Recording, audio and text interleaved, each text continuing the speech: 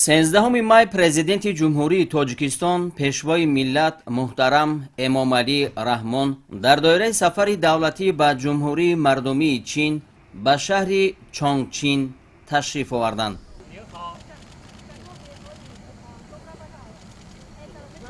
нахуст боздиди роҳбари давлат муҳтарам эмомалӣ раҳмон дар ин шаҳр аз корхонаи саноатии серес оғоз ёфт.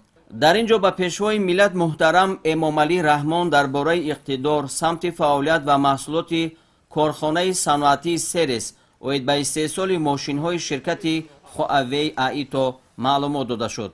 иттилоъ доданд ки ширкат аз якчанд корхонаи калони истеҳсолӣ иборат буда танҳо дар як коргоҳи мошинбарорӣ 1500 мутахассис фаъолият мекунад.